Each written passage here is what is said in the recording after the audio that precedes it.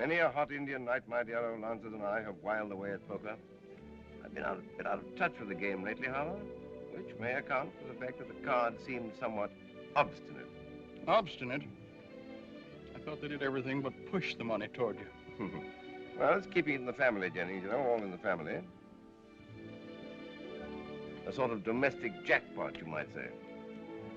Of course, once the dear children are married, everything I have is yours. And everything you have is mine. You mustn't let your generosity sweep away your reason, sir. Isn't it lovely the way my husband has taken Mr. Jennings? To his heart, I mean, of course. Just like two boys, the way they like to gamble on everything. Tell me, Miss Carleton, why do you call your husband the Sahib? Sir? Oh, that's Indian for gentlemen, you know. Such a distinguished man. But what does he do now? He's an economist, part of the Brain Trust, you know. Labor conditions, wages, unemployment. The Sahib doesn't believe in unemployment. He doesn't? He thinks it should all be done away with. How interesting. He says the only way to do away with unemployment is to do away with employment. If nobody worked, there couldn't be any unemployment. And so the Sahib hasn't done a speck of work for years. Passive resistance, you know. Gandhi. How clever of him. My son feels the same way about it. He's terribly clever, too. And so charming. And soon to be your son, too, Mrs. Jennings.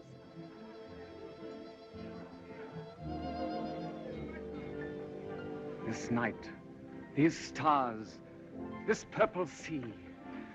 Why were they planned? With what in view but for a setting of our love? Mercy, Richard, you do think up the prettiest poetry. Honey, you just make me want to cry. Love and tears go hand in hand, Adela. That's life. I was just thinking how romantic our marriage is going to be. We were just made for each other, weren't we, honey? We were, Adela. We are each other's destiny. But I I do not understand why your brother's marrying that girl. She's very ugly and she's very stupid. Oh, he loves her, Duncan. Love is strange. Did you say you had something you want to show me? I did that. Our engagement ring, I sent for it. Oh, isn't that wonderful? I can hardly wait. I hope you weren't too extravagant.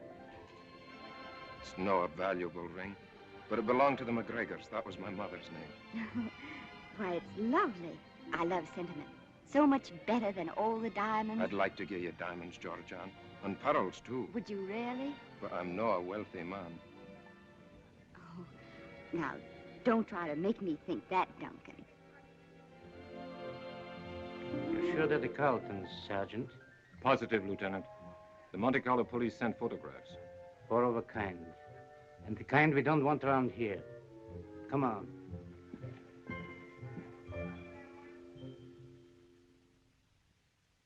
I have advised Mr. Jennings not to worry about this check. I'm thunderstruck, sir. Utterly thunderstruck. Did I say thunderstruck? Yes, dear. Tell me, Colonel, you have never been in the Bengal Lancers, have you? My dear sir, when my regiment was quartered in India... In fact, you have never been in India. These reports from Canada of your earlier life. Sweethearts of the Bengal Lancers with the original Toronto cast. If this is some low jest of yours, sir...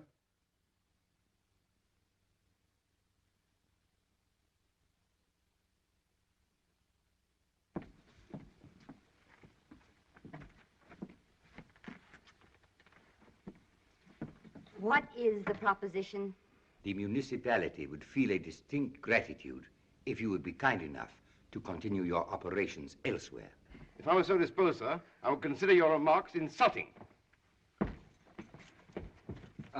What my father is trying to say is that we would be very pleased to cooperate with the municipality, but unfortunately we have no money. In fact, thanks to your interference, you find us completely destitute. Mr. Jennings thought as much and asked me to present you with these tickets to London with his compliments.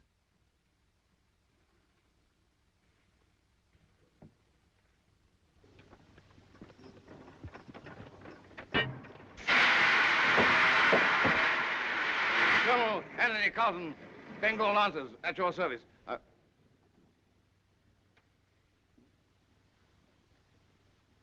You haven't changed much since those days, darling. That's all right.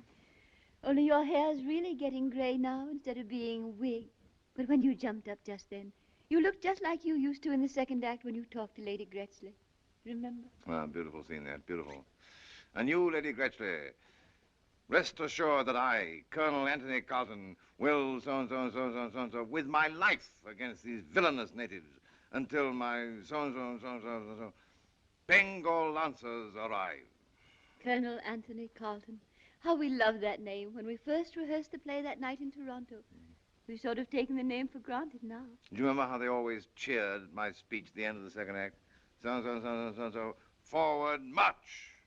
Splendid play. Well, it had its moments, my dear. It had its moments. He's very well known as Algy to the girls of Mandalay. He was a patron of something, Algy, so bold, so brave, so gay. He's my favorite Algy. How he made the barmaid sigh. He was a Algy, and the Piccadilly captain with the little glass.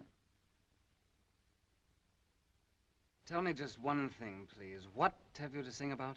They're getting sentimental. Come on. Let's get out of here.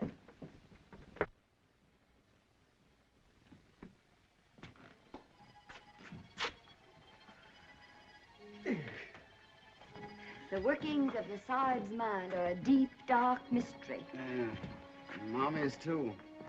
$3 million tossed away. And they sing. And we nearly had it right in our hands if the Sahib had been content with $3 million. But no, he had to have that extra 4,500. And get us in a jam besides. Rick, did you say goodbye to Adela? Saying goodbye to $3 million was all the goodbye I could stand. I just wish we knew what we're going to do now. I've never been so hungry in my life.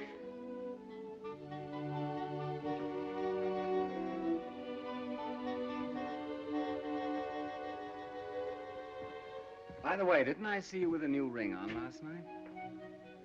I thought perhaps when we got on the train, we might be able to swap it for a couple of chops. Oh, that ring wasn't mine. I just borrowed it for the evening. Too bad. Oh, what's the matter with us anyway? Why can't we ever own anything? Nobody ever owns anything except nice, dull people. And they always get on to us sooner or later. Yeah, we're too well dressed. Oh, that won't last long. I doubt if there's a dressmaker left in Paris who'll stake us anymore. Mommy will always find your clothes somehow, don't worry.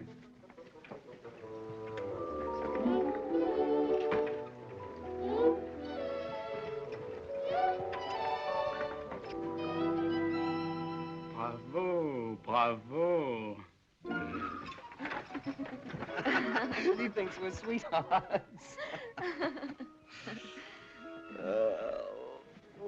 Rick, did you ever know anybody who married for love? I mean, we're somebody who didn't have any money, married somebody who didn't have any money. What did you say they married for? Well, for love, you know. No. Do you think people like that are ever happy? Anything particular in mind? Oh, no, I was just thinking. Well, there's Mommy and Saab. They seem happy enough, and I can't think when they've ever had any money. Oh, they're different, though, poor darling. How? Oh, both a little balmy. I mean, just normal people. People who work for a living. What are you getting at? What's happened to you anyway? Why? What do you mean? Well, what are you getting so soft about? Soft? Oh, I don't know what you're talking about. It's only... Only what? Only... I didn't even say goodbye. Oh, you're not in love with that Scotsman, are you? Oh, how could I be in love with him? He hasn't any money. Well, then I can't think what you have to cry about. Oh, well, neither can I.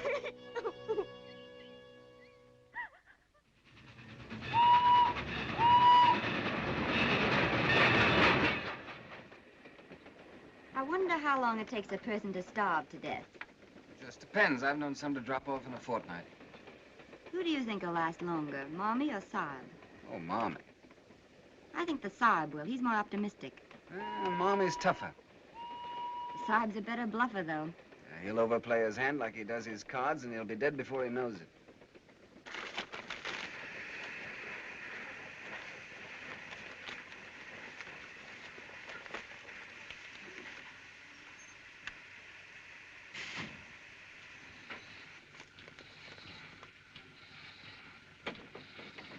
This way, sir.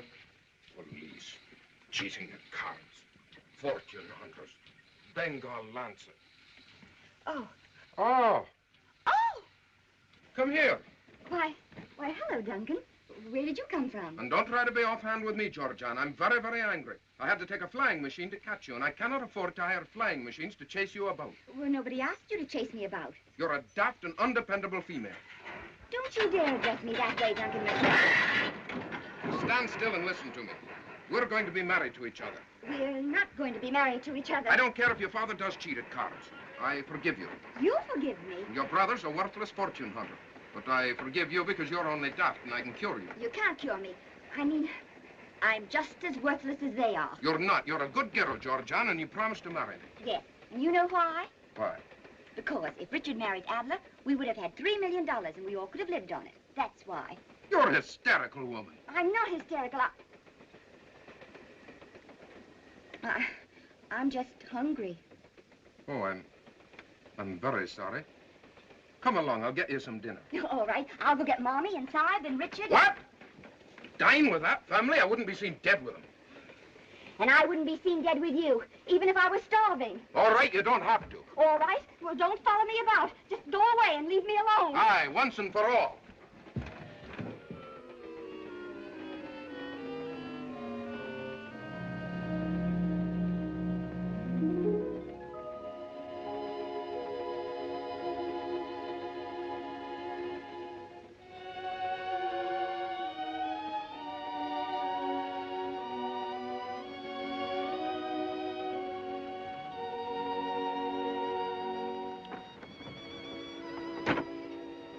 Won't you come in?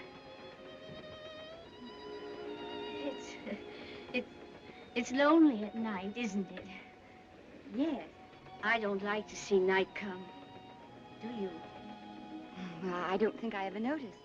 You're so young. When you're old, night comes too soon. Always.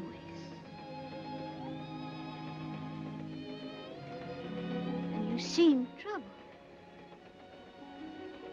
It's my mother. Oh. She had to have an operation. Oh, my dear. Tell me. Well, she's so tired and the train's so crowded, there's no room for her to lie down. You see, we're second class. And here I am alone in this whole compartment. Oh, you must bring her here. Could I? Of course. Well, it's all been rather difficult. I mean, with the Sahib, too. That's my father. He can't help much. He was gassed, you know, in the war. Oh, you must bring him, too. Oh, may I really? Of course. It's awfully good of you. Oh, it's good of you to trust me. It's so rarely we have the privilege of helping one another. You try to look hungry, Rick. She may take the hint. You mean to say I don't look hungry? Oh, dear. What kind of an operation did I have? Any kind you like, but don't offer to show the scar. Don't you think Mommy ought to lean on me? It makes me nicer. All right.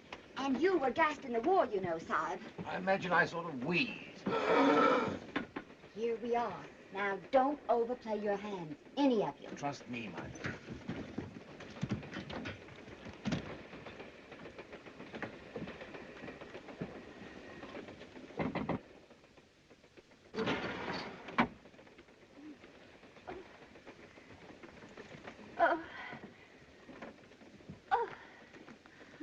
Oh, how kind you are. I don't know you. Do I? I'm a new friend. My name is Fortune, Miss Ellen Fortune. Miss Fortune? Silly name, isn't it? Everybody makes jokes about it. I do myself. Fine historic name, not a subject for jesting. Allow me to introduce my wife, ma'am, my daughter, I know. my son, and your servant, Colonel Anthony Carleton, late of the Bengal Lancers. The Bengal Lancers. How splendid. And yet the wretched government refuses him a pension and lets his family starve. If only he hadn't gone back to the war after that dreadful wound. Gas, Mommy. Gas. Gas. Gas, too, of course. Don't be absurd, Georgianne. Did you think I had forgotten? If I have a breath left to give my country, he used to say. He's never been right since. And then your operation, on top of everything. Yes, and so expensive, too. But they would take me to the Riviera. Now, Mommy, you know it isn't good for you to talk so much. Don't overdo it. It meant selling our little house, and poor Richard's coming down from Oxford, the most brilliant man of his year, they said. Didn't they, darling? I don't care what they said. I don't care that for Oxford, just as long as you're all right, Mommy. If you could only force yourself to eat something, Mommy. In Little Women, the children call their mother Mommy. I think the name does suit me. I don't know where the absurd children got it. Sahib, of course, means genteel in India. The children were born there, poor darlings, somewhere in the Himalayas. A dreadful place, what with the ayahs and the whatnots howling around in the, whatever you call them. Mommy, are you sure you couldn't force yourself to eat something? Oh, no, it would choke me. I'm sure it would. Oh. Would it help if I ate something with you? It might. I'd do anything to please you, dear boy. I think we should all make the effort. If Mommy should see us all eating, it might tempt her. Of course, you'll be our guest, ma'am. Oh, no, no, please. This is my compartment. I insist you must be my guests.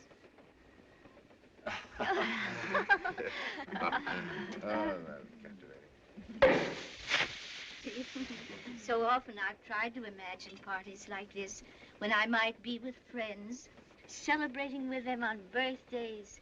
My little girl's going to have a birthday this year. Let's say it's her birthday now, tonight.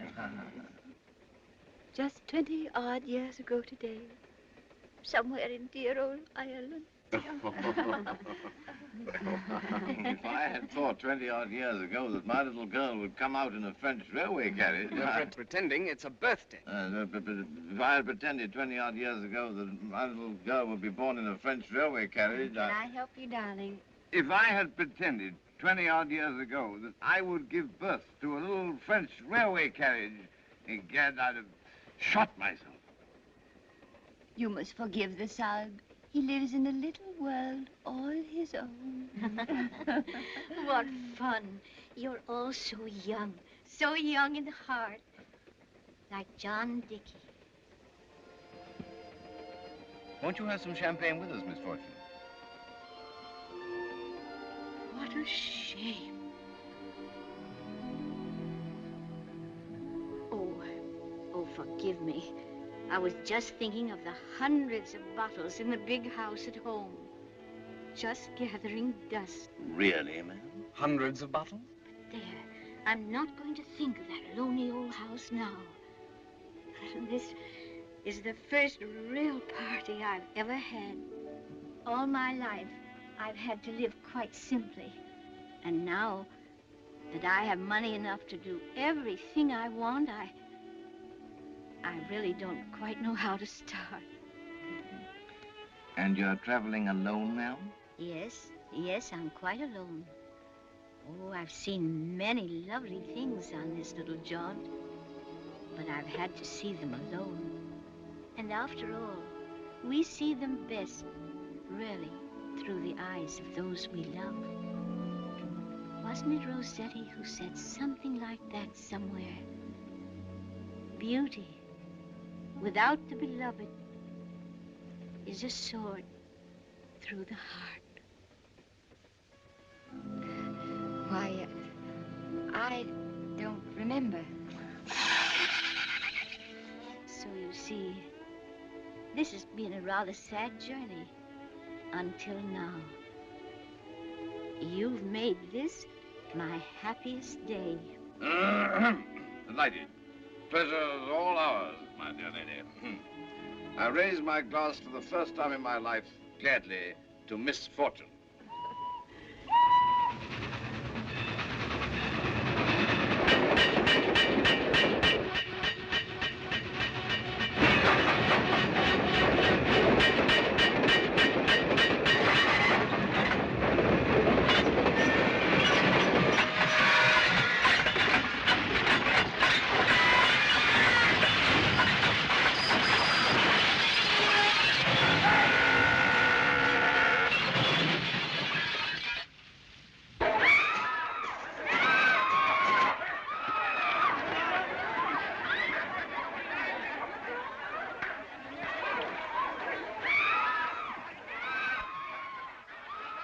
The train seems to have caught on fire. I wouldn't lie around in there too long if I were you.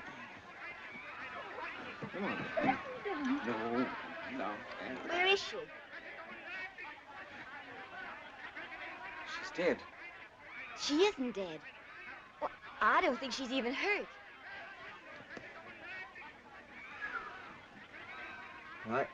I thought for a moment. Poor old girl. Come on, let's get her out of here. Can you carry her?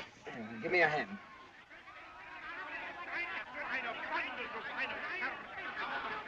Sure you're not hurt, my dear? I don't think so, Sahib. I don't know how you're supposed to feel after a train wreck.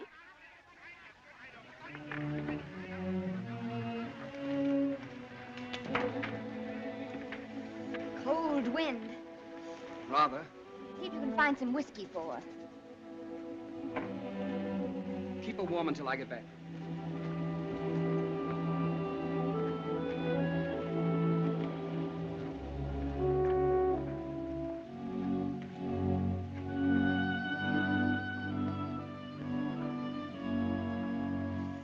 Now, I'll probably die of pneumonia.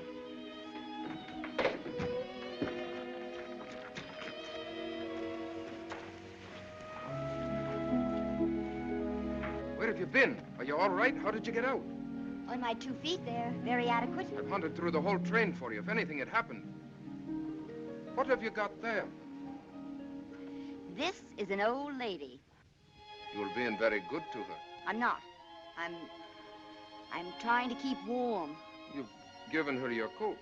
What of it? Well, you'd be warmer if you'd kept it yourself. Will you stop trying to make me something I'm not? And will you please get out of here? Why? Now, let me tell it to you, Duncan, and tell it to you fast. I'm up to no good and you're just interfering. Get out and leave me alone, once and for all. Aye, once and for all. The relief train will be here soon. I'm glad you're safe.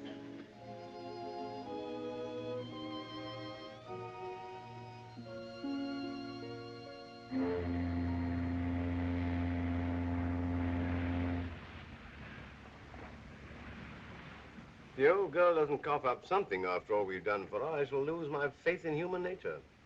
We've been very kind to her. We've eaten all our meals with her and everything. Oh, I shall miss you all so much. It isn't only that you saved my life. You've all been so wonderful to me. But it'll be nice for you to get back to your lovely big home and see all your friends again. I haven't any friends or relatives, Georgiana. They're all gone. Oh, I'm sorry. But didn't I hear you mention a Mr. Dickey? John Dickey, yes. In America once, when I was a young girl, a long time ago, Georgiana, I was engaged to John Dickey. Oh, Georgiana, I was so young. I hadn't learned the meaning of faith. One day someone told me John Dickey loved someone else. We quarreled, and I spent my whole life regretting that quarrel, hoping that sometime, some way, I would hear from him again. And when I did, it was to learn that he'd gone to England, made a fortune, and died alone, leaving everything to me. Oh, Georgiana, one must have faith in the people one loves. One must have faith or go through life alone. I'm sorry you're so alone. Georgiana? Yes, Sahib? It'll be in port in a few minutes, my dear. You better finish whatever you have to do.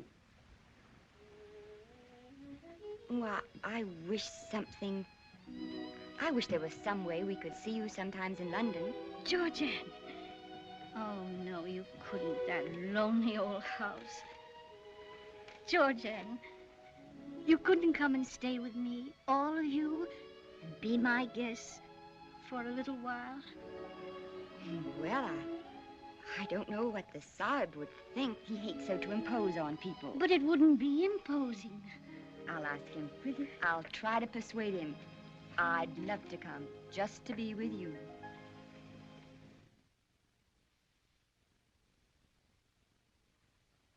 Miss Fortune, it's good to see you. Mr. Anstruther, how nice of you to be here. Not at all, Miss Fortune. It's a great pleasure to have you back, safe and well. This is Mr. Felix Anstruther, Mr. Dickey's friend and lawyer, and mine. These are my friends, the Carletons. These children saved my life in the wreck.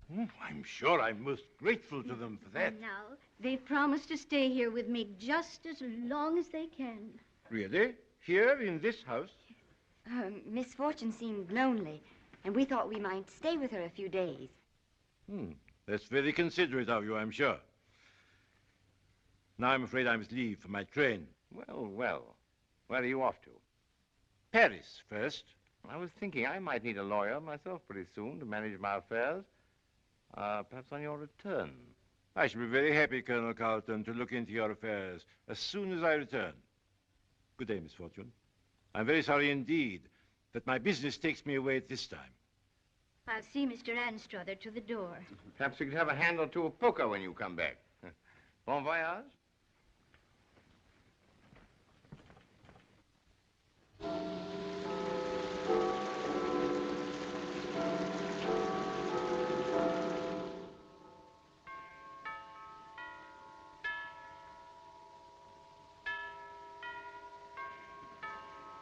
Rick, wake up.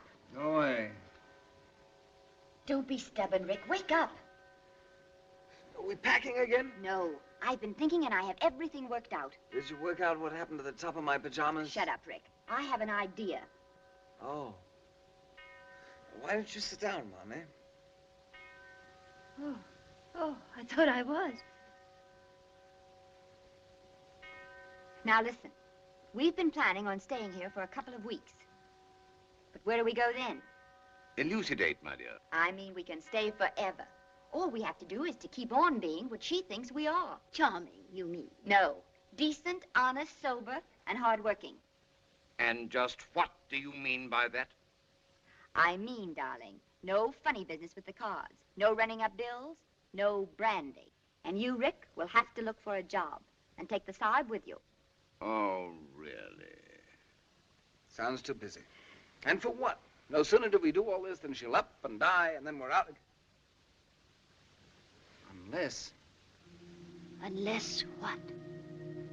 Unless she makes a will. Exactly. And there's not only the house, there's Mr. Dickey's entire fortune. If we've ever had a chance at a permanent solution, this is it. How cute of you, Georgia. I'm game. I'll be a grandson to the old gal if she kills us both. For the sake of all of you, I am prepared to make any sacrifice.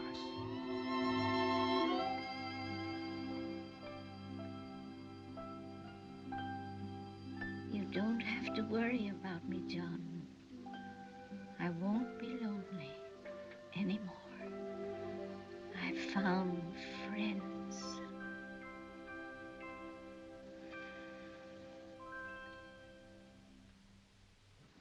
Retired Indian Army officer with no previous business experience seeks important position of trust.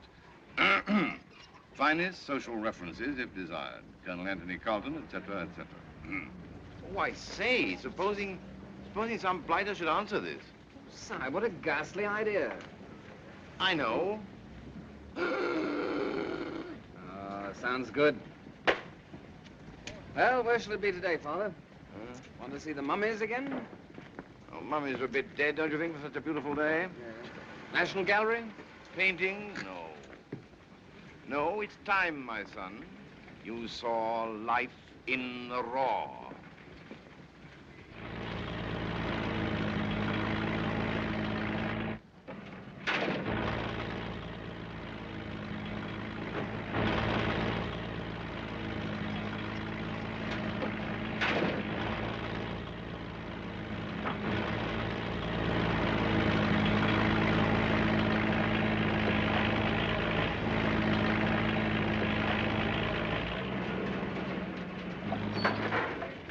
Interesting phenomenon, that.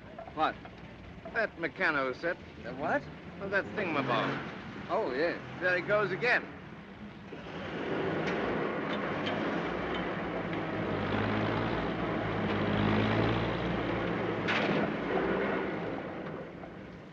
But look at all those little fellows down there. On my soul, I don't see what pleasure they get out of it. Still, that little fellow over there looks rather sincere. You think so? Mm. Picks up a sack from that pile, carries it over and puts it on that pile.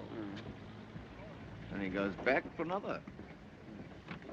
Well, he must get some enjoyment out of it. But on the other hand, I don't see what he's after in life.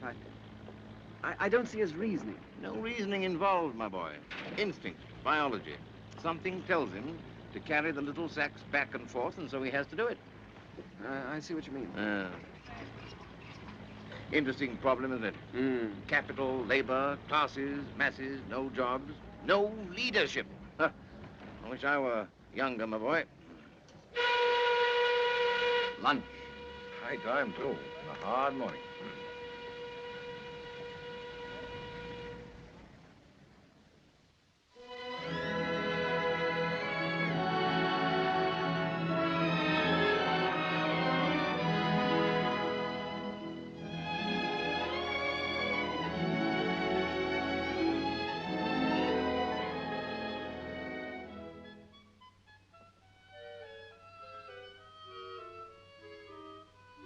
I saw your father's advertisement in the newspaper.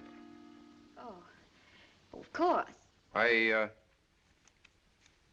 do not understand it. Why, it's perfectly clear, isn't it? When your father advertises for a position, it is not clear, Georgian. In fact, it is very, very suspicious. I do not like the look of it. Why not? The Sahib wants a position, and What are you doing in this house anyway? Miss Fortune was grateful to us for helping her in the wreck. So she invited us to stay with her. She's lonely. She must also be very rich. And now I think you'd better go. I'm terribly busy and... You're also terribly fidgety, Georgian. Fidgety? What a silly idea. And now you're toozling your hair. I'm not toozling my hair. And now you're losing your temper, Georgian. Told you I'm simply busy, and I wish you'd please go. I will as soon as you tell me why your father advertised for a position. Because he wants one. He's out all day looking for one, every day. He's very well known in Algiers, without Mandalay. He's the captain of London's Algiers. Is that you, Sahib? Yes, my dear. Did you have a successful day, darling? Very successful, yes. Enjoyed the digging very much. Richard couldn't tear himself away. You remember Mr. McCrae. Well, upon my soul. Delighted to see you again, my boy. What did you say the name was? McCrae, Duncan McCrae. Oh, yes. I understand you have been looking for a position, sir. You've been looking all over London, haven't you, Sahib? I'm not ashamed to admit it. Not a stone unturned. Ready to accept anything. Anything. Forget dignity and all that, you know. Soldiers trained to take the bad with the good, and vice versa. Perhaps I can be of service, then. Yes. I have found you an excellent position, sir. I beg your pardon? You see, I happened to run across your advertisement. Indeed. But that's wonderful, isn't it, Sahib? What is the position? It's with a motor company run by friends of mine. They need salesmen. Your father seems to have all the necessary qualifications. No previous business experience, finest social references. Oh, I think that's splendid, Duncan. Just one moment. I can't tell you how we appreciate it. Just a minute, dear. And now poor Sahib won't have to keep Oh! looking. Very friendly of you, my boy, very.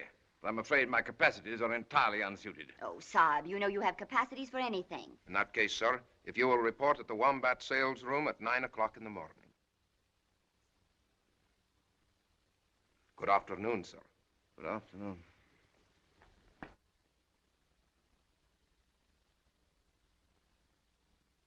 I do not believe your father has any intention of taking the position at all. Why, what an amusing idea. I do not think you're amused, and I do not think you're grateful. But if you really want to know what I think, Duncan, I think now that you know where we live, it would be very nice if you'd stay away from here altogether. Aye, once and for all. Insolent young puppy. I detest him, always muddling things up. But you're going to take the job, Sahib. What? Georgian, you promised me that under no circumstances would I have to go to work. Sorry, darling. But now we have to prove we're on the level to everyone. And stop toozling your hair. Trapped, by gad.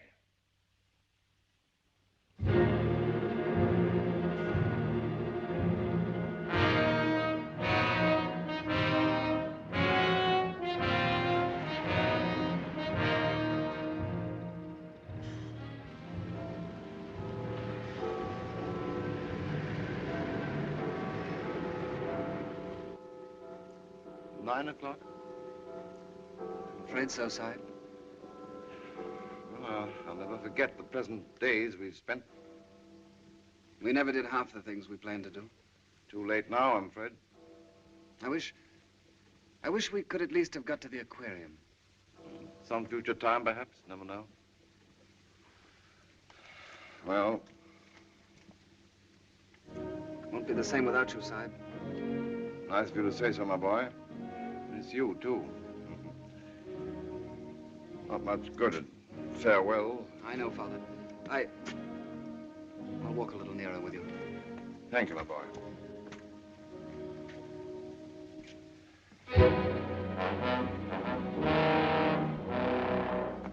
Goodbye, my boy. Goodbye, Father. Don't be too lonely. I'll try. Well, better go in.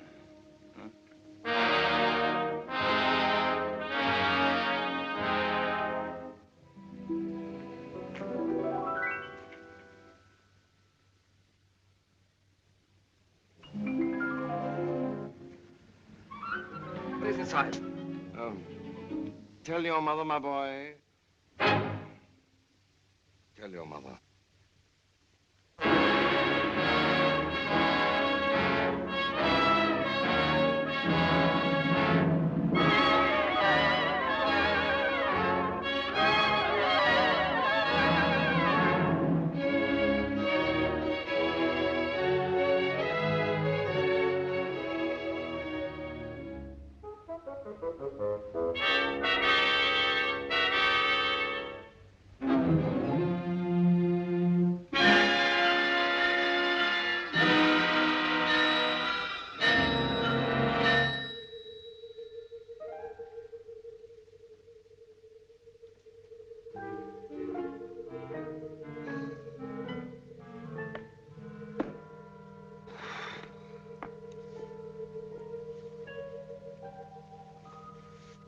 you sure you're quite comfortable? Quite comfortable. Do you mind? You planning to stay long? I hadn't. Now that I see you again, You've never seen me before. I've seen you all my life. In my dreams. That's not a very good line. No. Well, you see, I'm so darn tired. Why come to me? Well, I was walking along and suddenly an unseen spirit grabbed me by the arm and led me straight up here to you. It's kismet. Now, you think that means we have to marry each other? If you're not otherwise engaged, of course. I do not. And I can't make up my mind whether you're a lunatic or merely very young. I'm neither. I'm just lonely. I see. What can you do besides look rather too good looking? Well, I'm a champion swimmer, a rattling good game of tennis, fair golf, and I rumba like the angel Gabriel. Did you happen to notice the name of this organization? No, to be frank with you, I never had a job before, and I felt it might spoil my impulse. This is the British American Civil and Hydraulic Engineering Company. Oh, I see. And you're the American, huh? Well, don't hydraulic engineers ever rumba? Rarely and not well. It seems to me that I shall be filling a crying need. You know, I really think I'll enjoy working here. I like the atmosphere of the place. The atmosphere is strictly business. Which is what I like. I begin to see what I've missed. You know, if I made up my mind to it, I could become an engineer very shortly. And it takes some of them years. Did anyone ever tell you that you had the most... Yes, often. You don't know the first thing about engineering, do you? Oh, what's there to it? It all comes down to one man saying to another man, well, make up your mind. Do you want to buy a bridge or don't you want to buy a bridge? I've never met a man before who's never had a job. I should think it'd intrigue you, make you want to see what you could make of it. All right. We need someone to sort the mail. £2 a week. Come back in the morning, 8 o'clock. I'm yours to command. You couldn't make it 9 o'clock, could you? 8 o'clock. Good day. There. Oh, could you come out with me later for a spot of supper? I like to pay my obligations. Can you pay for the supper? Oh, now that you mention it, I'm afraid I can't. In that case, I'll wait till your first payday. There.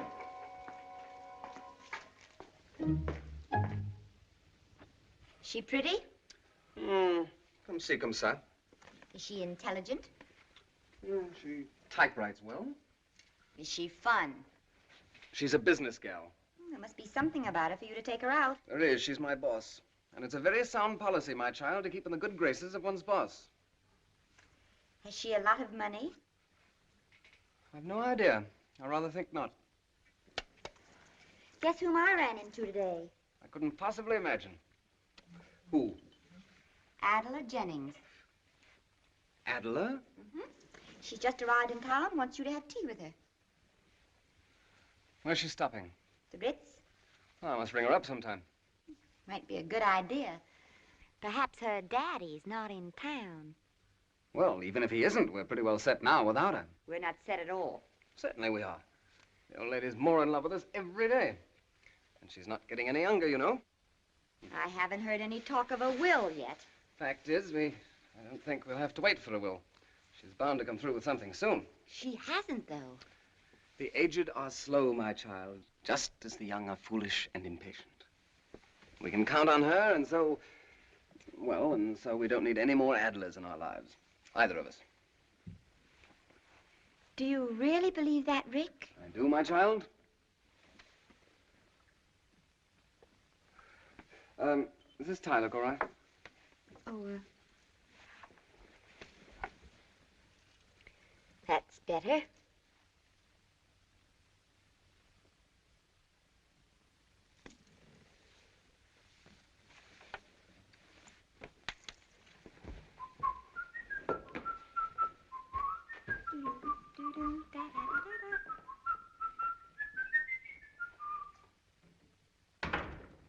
Good evening, Side. Evening, boy. How are all the little wombats feeling tonight? Couldn't feel better than I do. Sold my 4th one this week. Commissions mounting rapidly, my boy, rapidly. Oh, really? Ah. By the way, Side, where would you take a young lady to dine? Savoy, by all means. Soundest cuisine in London. Well, I don't know. I had in mind a place... No nonsense. Savoy is the only place to dine, lady. Don't give it another thought. All right, Savoy it shall be. Oh, but a couple of quid wouldn't see me through, would it? Perhaps you're being slightly optimistic. You couldn't lend me a fiver till next payday, could you? I'm glad to, my boy, but I've always found that borrowing is unsound, both from a financial and a moral point of view. How much money will you get your next payday? £2. And from that, you expect to pay me back 5? You must see there's no future to such a course of action. Neither a borrower nor a lender be. Why don't you take the lady to the zoo? All right, Sahib, all right, never mind. Here, boy. Enjoy your evening. Take her to the Savoy and the zoo.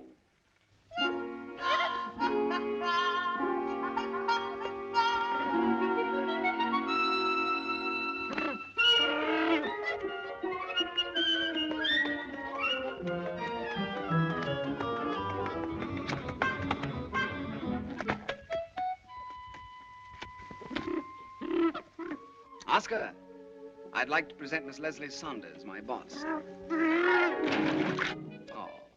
Oh, you really must forgive Oscar. He's a sensitive, lonely, disillusioned soul.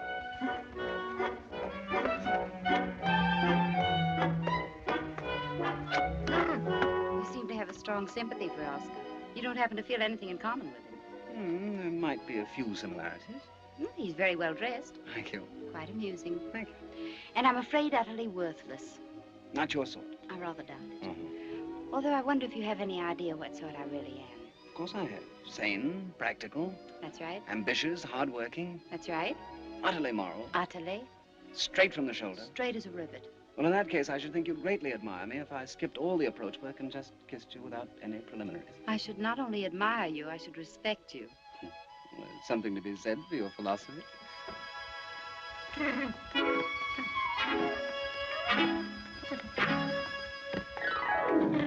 Oh, here go my cigarettes. That's all right. I'll buy you some more. I'm indebted to Oscar.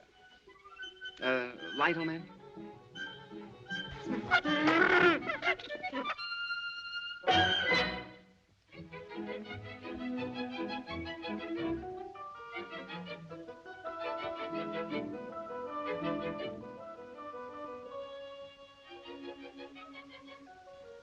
Seven.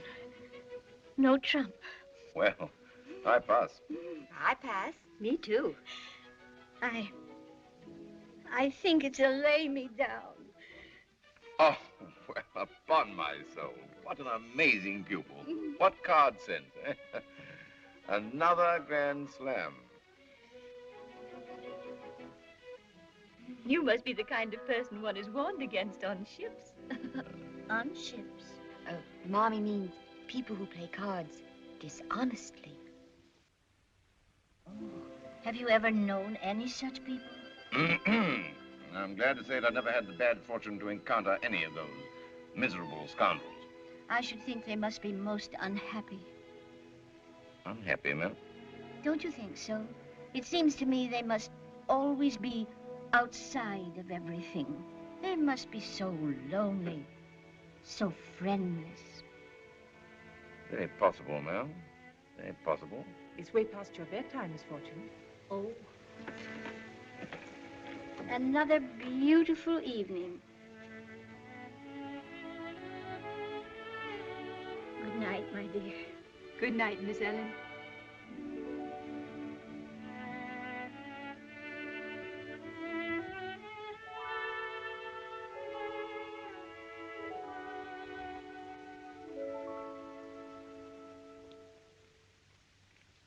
Honored, ma'am.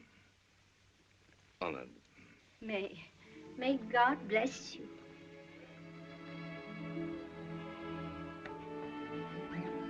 Don't bother to come upstairs, dear.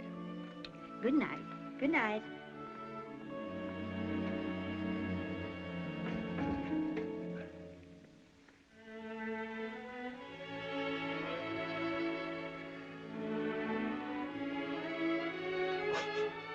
Darling, is your old sinus trouble coming on again? Sinus? No, my dear, no. All part of the act, you know. Letting the old girl see that I was touched. Good performance, darling. You certainly had me fooled for a minute.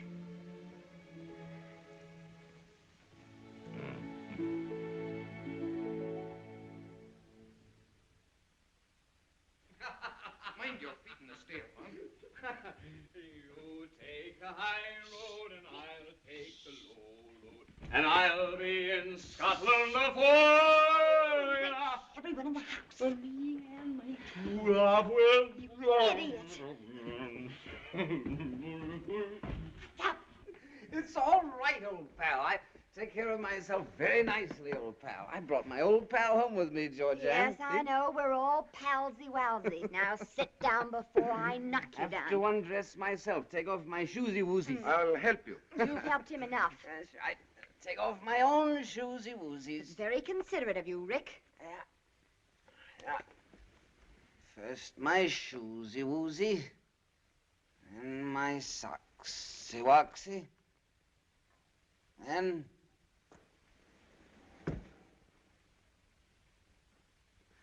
my tie, the-wisey. I give you my word of honor, Georgiana. I haven't the slightest You idea. did it on purpose. I did not. How could I know that one bottle of champagne and a few small brandies could make any grown man drunk? Why did you give him anything at all? I tell you, I just happened to meet him and we'd celebrated. Celebrated? With him? You said you wouldn't be seen dead with him. You must be drunk, too. I'm not. I can't be. None of us McRae's is capable of being drunk. We've tried. And I admit I was wrong about Richard. I misjudged him entirely, and I apologize. He's an understanding and gifted young man. And where did you meet this understanding and gifted young man? We just bumped into each other. If you want to know the truth, I was feeling lonesome. You're a bad-mannered, bad-tempered, outrageous female. But I have discovered I cannot live without you. It's a shameful confession for a sane man to make. It's an idiotic one, because you're going to live without me. Probably to a horrible old age. I am not. Richard says you're eating your heart out for me. Richard told you that? He did. Then you got him drunk and made him say it. If you were a man, I'd knock you down for that.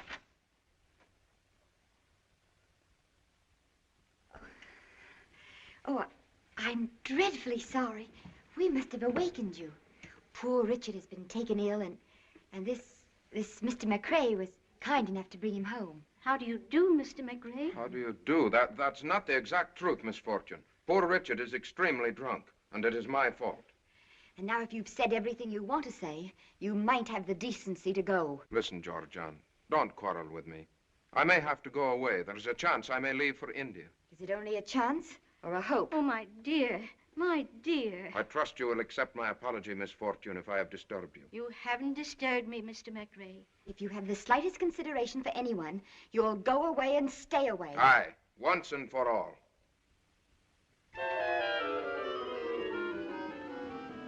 Oh, my dear, my dear.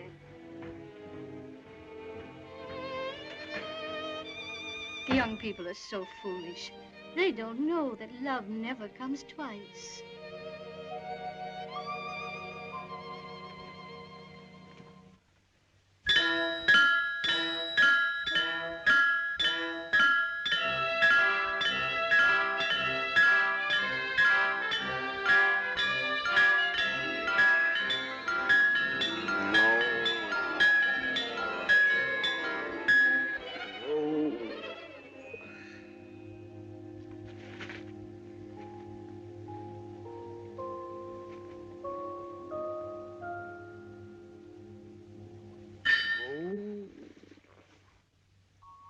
Does it hurt much?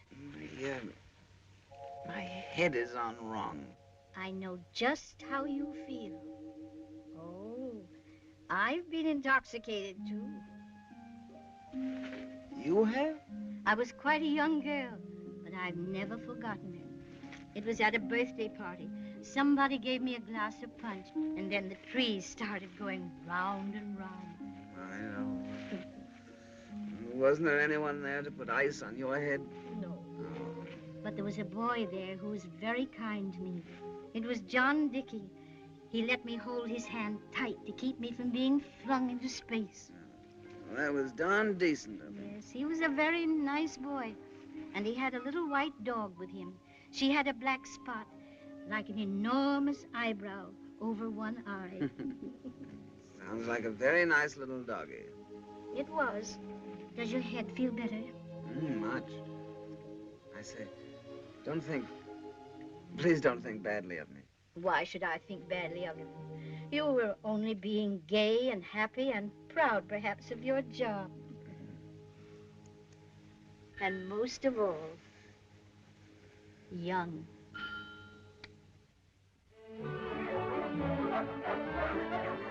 Here you are, sir. I'm very sorry, my boy, but you won't do either. Goodbye. Well, how's a bloke going to know what you want if you don't tell him what you want? Now, you just trot out some more. I'll know it when I see it. I wish people would make their minds up.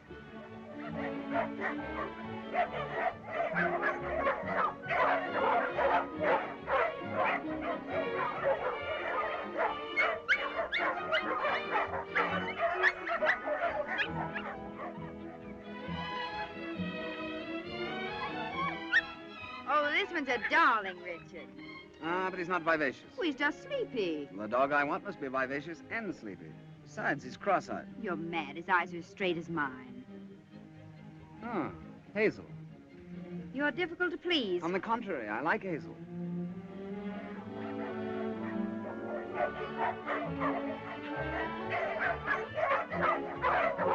Here they are, then. The last of the lot, sir. Take 'em or leave 'em. Leave him. No reflection on you fellas, of course. Blimey, what do you expect a dog to have? I expect him to have an enormous black eyebrow over one eye. What? An enormous black eyebrow? I think, Richard, we'd better go quietly and try somewhere else. All right. Sorry. I suppose he must have a purple tail, too. And why a black eyebrow? Well, because the puppy's for Miss Ellen, and Miss Ellen likes puppies with black eyebrows. Are you sure this Miss Ellen of yours is quite right? Oh, yes, quite. She's a very nice, rich old lady. I see. You and your family couldn't by any chance be sponging on her, could you? What makes you think that? It just occurred to me. Wouldn't approve of that, I suppose. No, I wouldn't approve of that. No, I didn't think you would. Would you like to hear the rest of it? It's up to you. It's a tremendous secret, you know. Perhaps you shouldn't tell me then. I probably shouldn't. You won't like it. Well, they say that confession is good for the, what is it? The soul, Richard. Oh, yes, the soul, yeah. Well, I suppose it can't affect me much one way or the other, can it?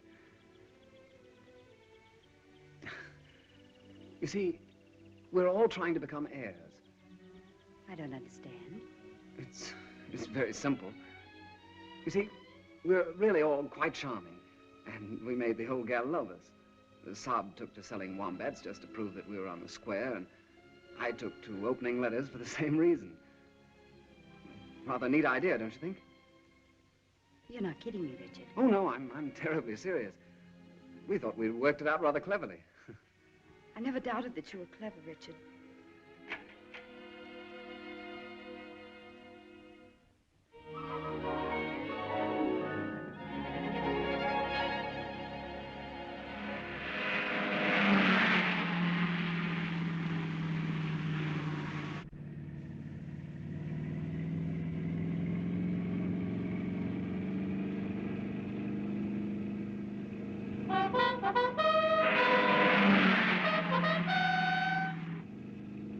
Just getting her warmed up, ma'am. Oh, why didn't Miss Georgianne come? This would have cheered her up so.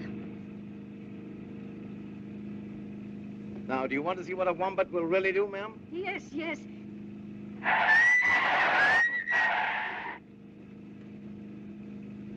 You mustn't hit anything when we're going this fast, darling. It might be dangerous. Not at all, my dear, not at all.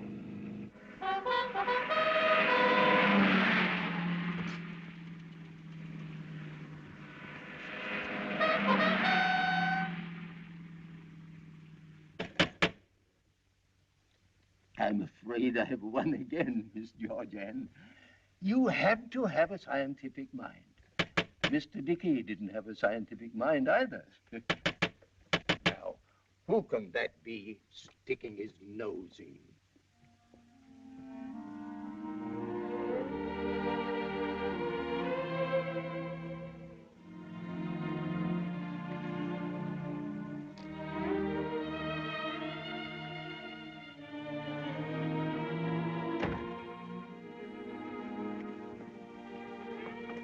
was it, Andrew? Oh, it was only that young Mr. McRae. Mr. McRae? Yeah. Why didn't you let me know? He was calling on Miss Fortune. Oh. I told him you were in, but he said he only wanted to see Miss Fortune. Thank you, Andrew. Would you care for another game, Miss Georgianne? Not just now. Thank you, Andrew.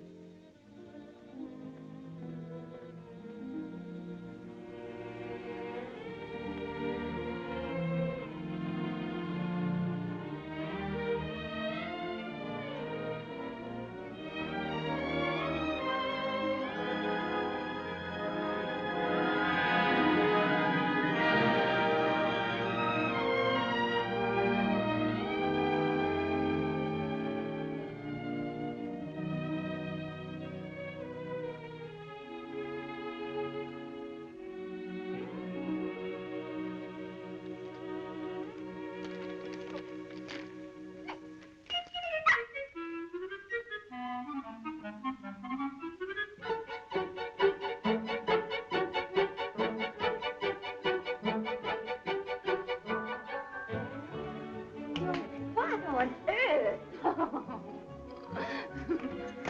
Isn't she a dream?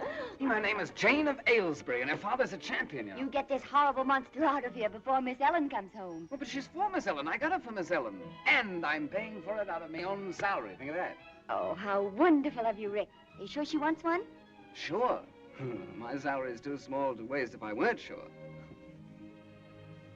Oh, of course.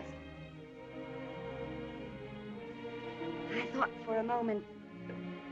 Well, good work, Rick. Congratulations. Oh, I didn't mean... What, Rick? What didn't you mean? Well, I mean... I didn't want you to think I was getting soft all of a sudden. Heaven forbid I should ever think that. Now, look, you stay here, and Jane and I will lurk about upstairs and be a frightful surprise to everyone. You won't have to try much. Hello, Mommy. Isn't Richard getting dynamic? Oh, darling, such a marvelous time. The wombat went like a bird. Did you have a good time all by yourself? What have you been doing all day? I had 4 hair-raising games of dominoes with Andrew. The whole countryside is just one big garden. I picked and picked and picked. Did you have a good time all by yourself here? What have you been doing all day, darling? I played dominoes with Andrew. Masses of wildflowers. We saw the most adorable little cottage. Miss Ellen was mad about it. Did you have a good time all by yourself? What have you been doing all day? Why didn't you play a game of dominoes with Andrew? Heavens! What in heaven's name is that? That, I imagine, is Richard and Jane being a terrific surprise to all of it. Jane?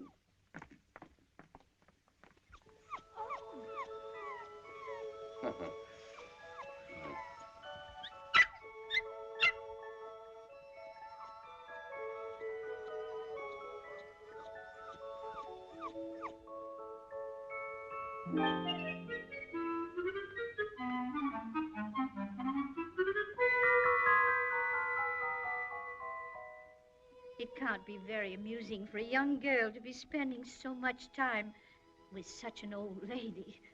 And oh, my dear, I'm frightened. Frightened, Miss Ellen? Now that you're all doing so well, I'm frightened you'll want to go away and make a home of your own. Would you rather we didn't go?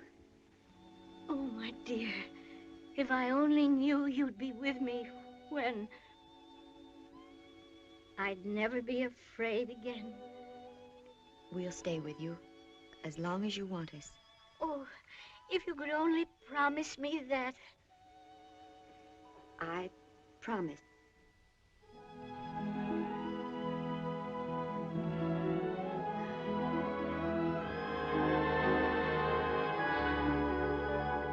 Did you get the old lady to bed, darling? Yes.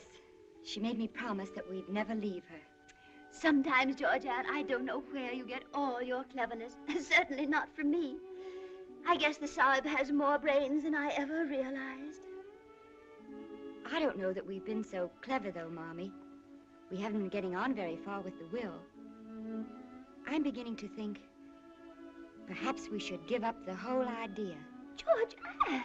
Well, I just mean, well, We might get along better if we thought up some other plan. But this is a lovely plan, and we're getting along beautifully. Poor darling, you're discouraged. You've worked so hard on it. But it'll come through. We'll get the old lady yet. All right, Mommy. Forgive me. Forgive her? Now what does she think she did?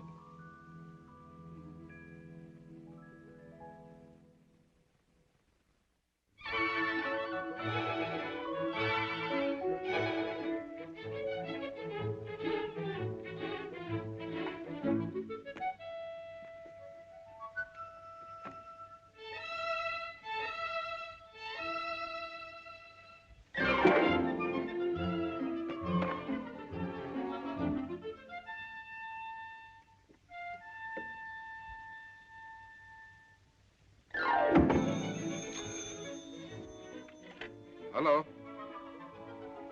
How do you do, Miss Fortune? My boat sails on Monday. Saturday night? Well, that's very kind of you, but, well, I seldom go to parties nowadays. Well, if you're sure Georgiana will be unpleasantly surprised, I promise to stay away from her once and for all. Well, since you're certain, I'll be glad to come. And it's very, very kind of you to ask me. Good day, Miss Fortune.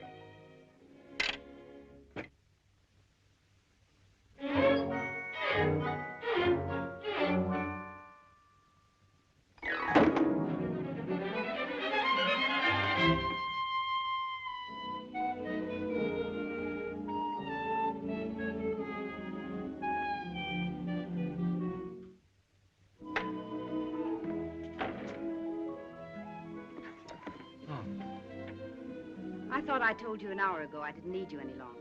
Oh, that's all right. I just had a little reading to do. Take you home? I think not, thank you. It's all right. Why, say, you wouldn't like to do the town, would you, with Miss Fortune and the Carleton family on Saturday night? White tie? Are you paying for the party? No, a small white dog with a large black eyebrows, about all I can afford for several weeks. How is Jane? Oh, terrific. Several slippers have gone west, and some of Mr. Dickey's antique rugs have aged perceptibly, but I couldn't live without her. Did she make your Miss Ellen happy? Oh, immensely. She's mad about her, really. Then Jane is what you might call a wise investment.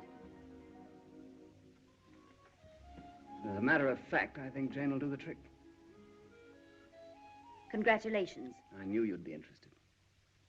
Good night.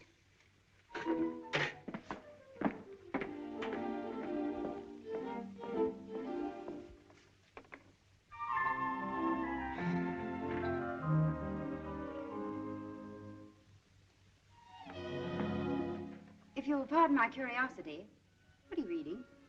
Oh, this? Just something I picked up. I'm trying to find out why grown men waste their time being engineers. When they can be heirs?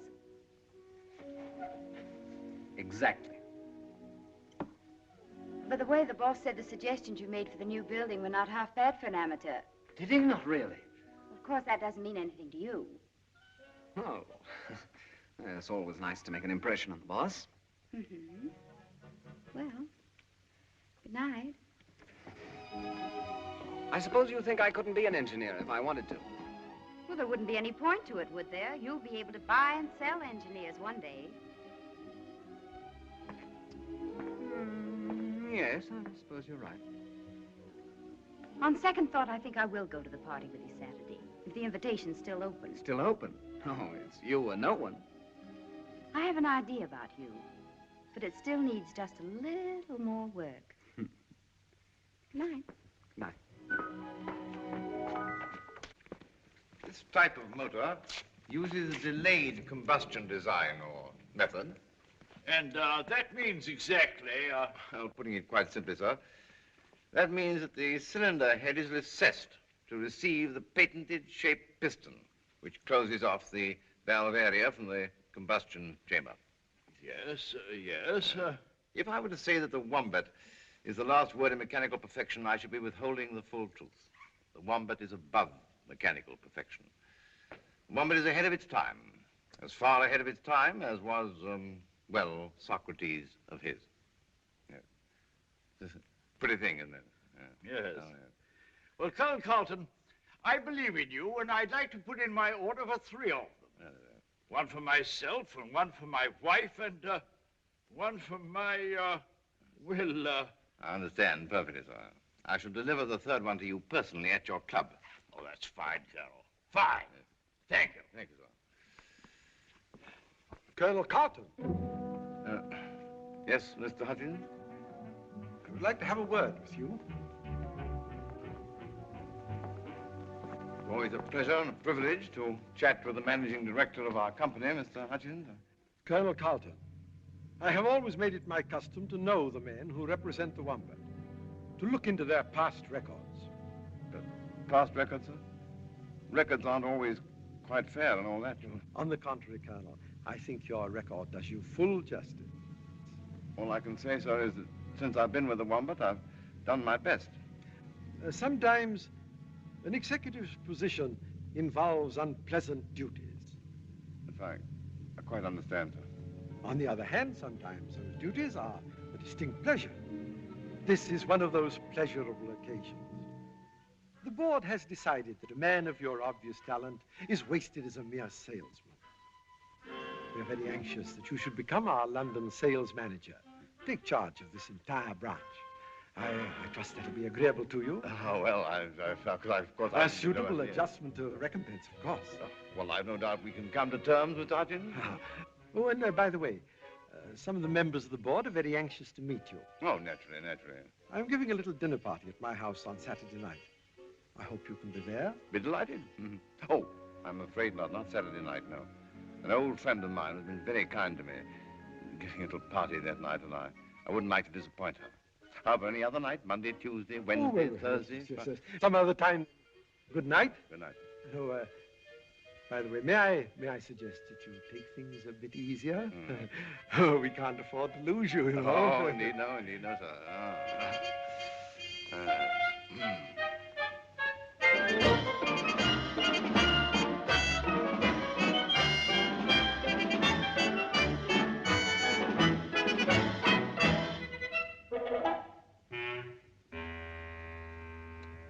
And furthermore, Miss Fortune, I discovered that your Colonel Carleton is not even a colonel. He's nothing but a common adventurer and a card sharper. He and his family are well known on the continent as fortune hunters. They were last heard of when the sun nearly took in a wealthy young American girl. They were asked to leave. How sad. Sad?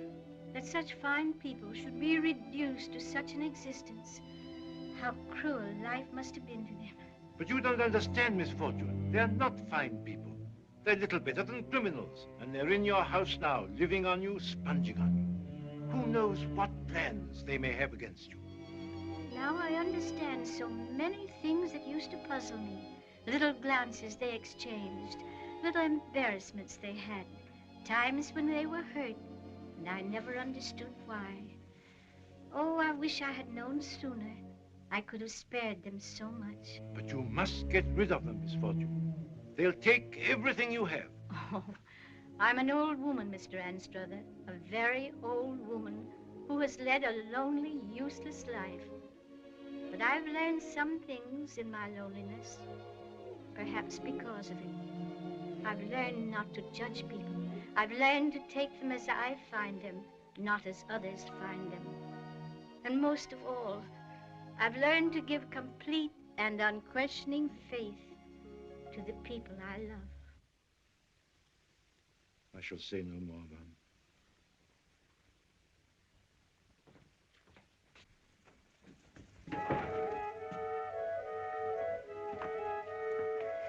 Well, how do you do, Mr. Anstruther?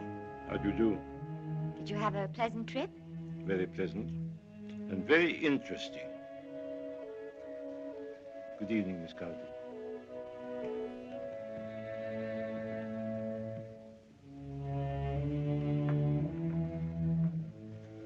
Oh, come in, my dear.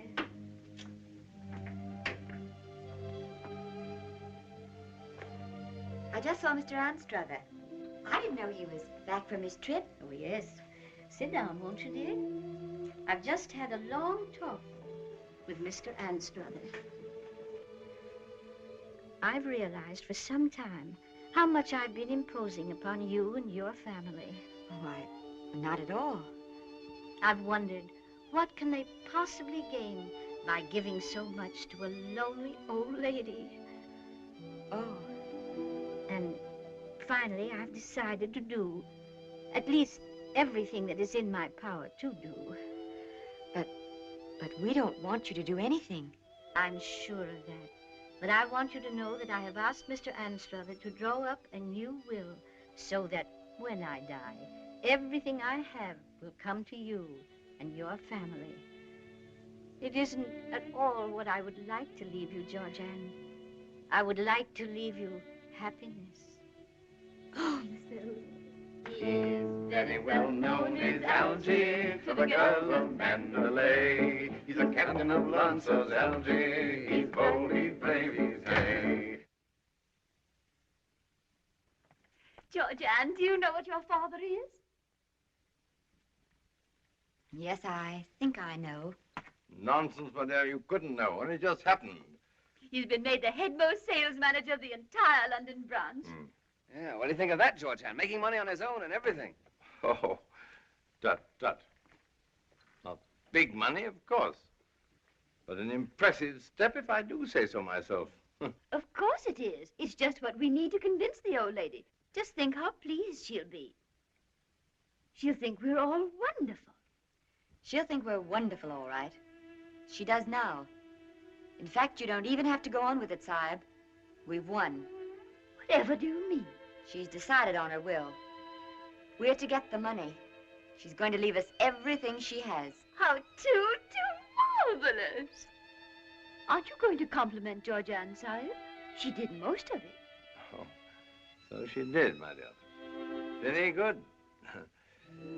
Excellent work. Wonderful. Now we're all set. Yes, we're set at last. And now, let's plan our party. It can be a celebration now. We'll have a wonderful time.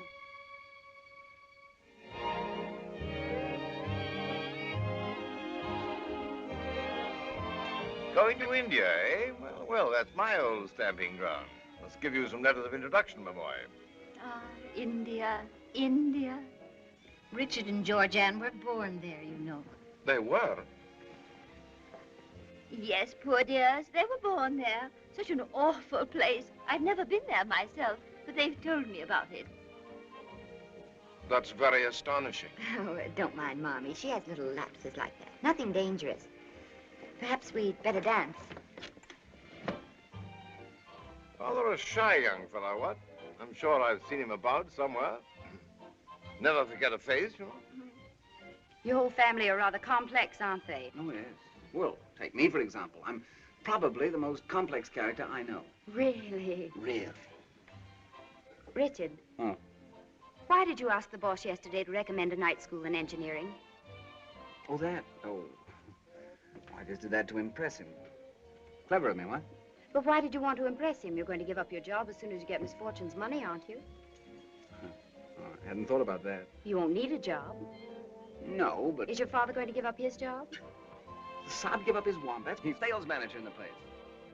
Well, if your father's going to continue toiling among the wombats and you're going to spend your young life in an engineering office, well, it just doesn't make sense, does it? With a will and all that. Doesn't he? Well, it doesn't to me. It looks like a slight contradiction. Well, it does rather, come to think of it, doesn't it? What do you suppose is wrong? You. You aren't hard-boiled enough for an heir, and you might as well face it. You think so? I wonder. Come on, Richard, let's dance.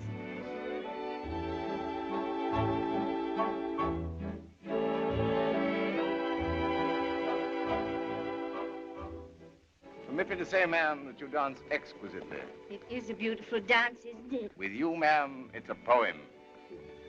They've made up. Oh, I'm so glad. Who? Georgianne and that nice Mr. McRae. Oh, yes. I've loved you for a long time, yes, but that doesn't mean I'm going to marry you. But why? You really want to know? Aye. All right, then. Your suspicions about us were right, Duncan. We didn't love the old lady. We didn't stay with her because she was lonely. We were after her money right from the start. And that night you came to the house, I was afraid you'd spoil everything. I was afraid to even have you about. But you're not afraid now. No, because now she's come through. Now we're going to get her money. Oh, we're all rotters, Duncan. We always have been and we always will be. We're parasites. We cheat at cards and we lie about ourselves. And the only time we behave like decent people is when it pays. Such a long speech, darling, and I don't believe a word of it. I don't care what you thought you were up to. I don't care what you think you are. I want to marry you. Oh, no, Duncan. I'm not turning noble, but I won't mess up your life. Once I wouldn't marry you because you weren't rich enough for me. And now I won't marry you because I'm not good enough for you.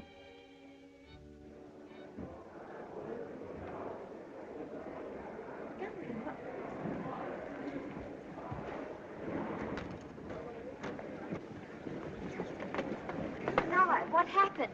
She's fainted. Let's keep calm, you know. Old lady's liable to this sort of thing.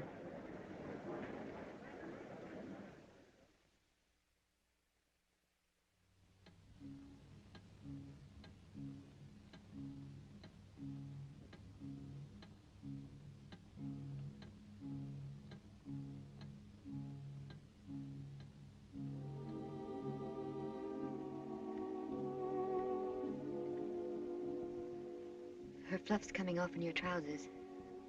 They say if you hold a puppy by the tail, its eyes will drop out. That's guinea pigs.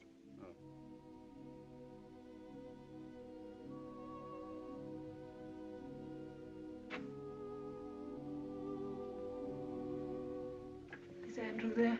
Andrew. I'm here.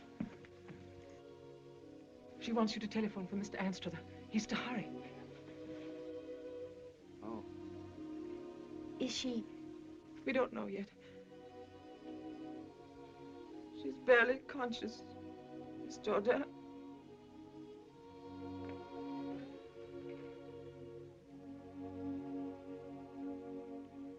She sent for Anstruther. Oh, son, I'm so ashamed. My dear. Rick. What? Do you think she's going to die? I don't know. Do you care if she dies, Rick? Well, I'm rather used to the old gal. She's not so bad, really. We're horrible people, aren't we? Hard as nails, all of us. Don't you think people ever change? Not us, ever. We just aren't any good. I think I am. Don't make me tired. I think Saab is. He's changed. I suppose you think I have, too.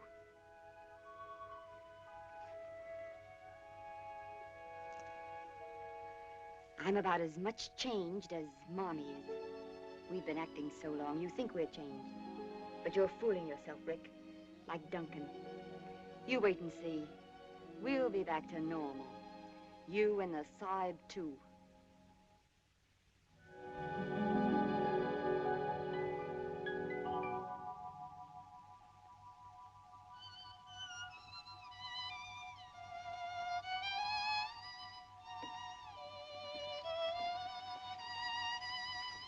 Wish her luck, little Jane.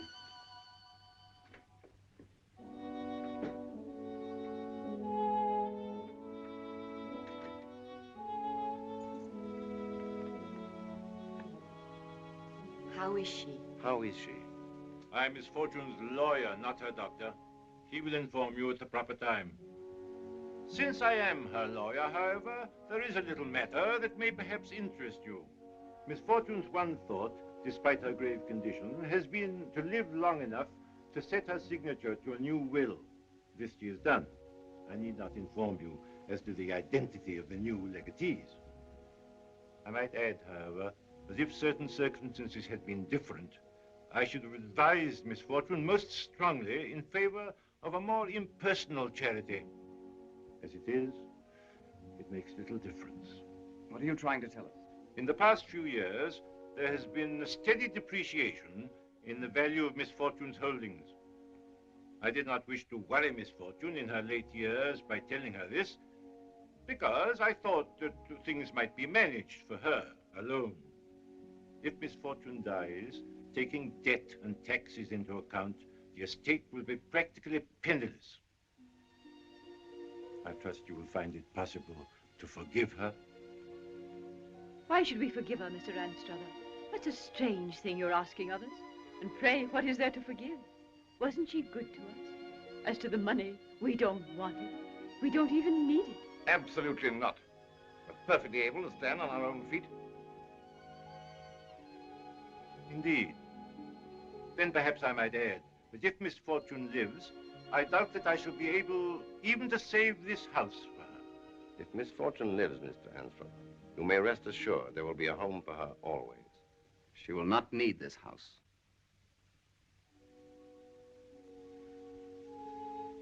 If I've misjudged you, I beg your pardon. Good day.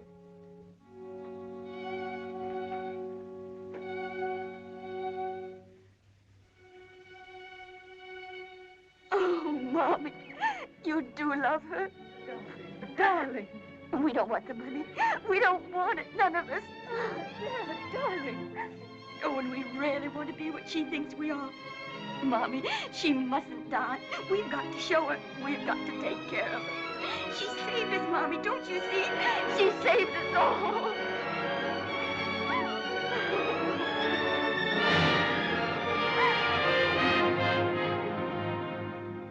You may come in now.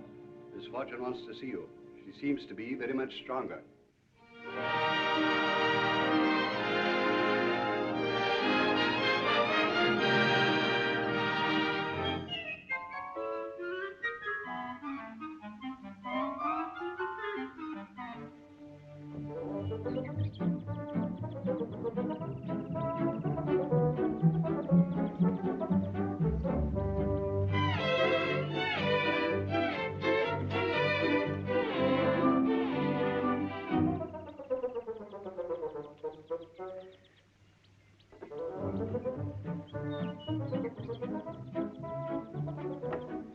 That's better.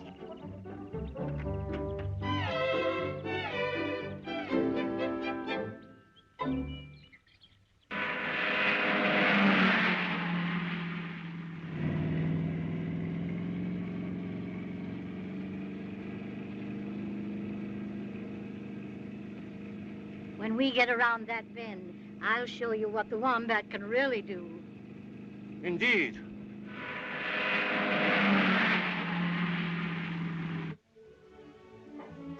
That's the best curry I've tasted since India. Since Canada.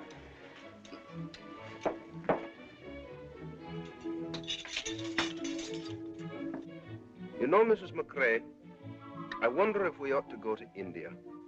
Will you please stop talking about India? Once and for all. This day, this sun, this purple veil.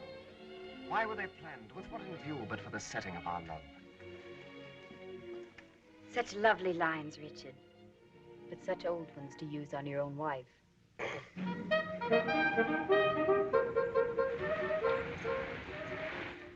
Well, here we are at my new home. Hasn't this been a wonderful drive? Yes, indeed.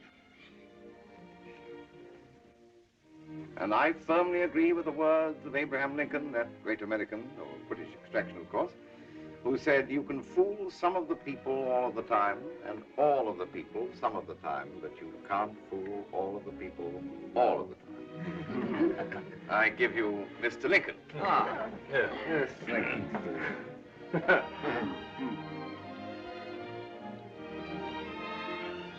Mr. Lincoln and the Tsar were old friends.